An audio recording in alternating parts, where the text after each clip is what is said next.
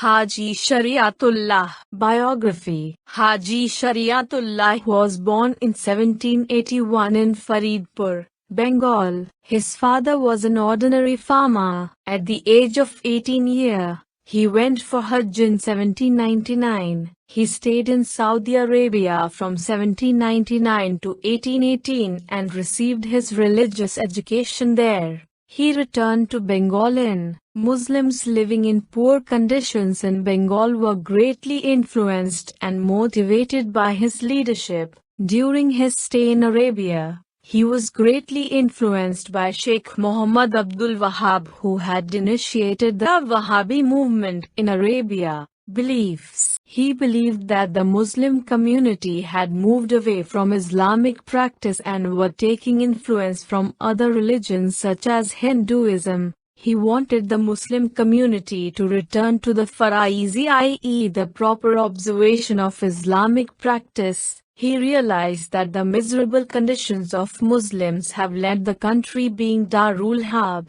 area where non-Muslims rule. He supported the idea of jihad against the non-Muslims who were undermining the true principles of Islam. Faraizi Movement. Muslims were living in poor conditions and they were given fewer opportunities for jobs.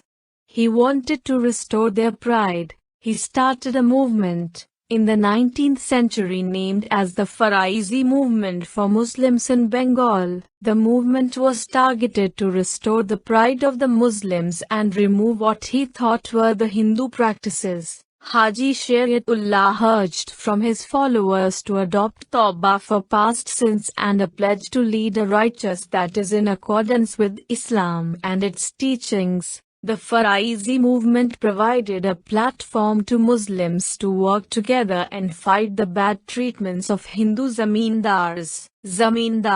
Until the 1750s, Muslims were the ruling class, but everything changed after the British took over. The British were working with the Zamindars, who were the landowners and tax collectors. By 1800s, nearly all Zamindars were Hindus. The Muslims were mistreated by their British rulers and oppressed by the Zamindars. Haji Shariatullah regarded British domination in Bengal as detrimental to the religious life of Muslims. The Hindus were troubled by the unity of the Muslim peasants and opposed Haji Sahab. The Hindus put false allegations against him and forced him to leave Dhaka. Haji Sahab returned to Faridpur and continued his fight. He categorized East Bengal into areas called circles, with their own Khalifa, who was responsible for their wealth. He died in 1840. After his death,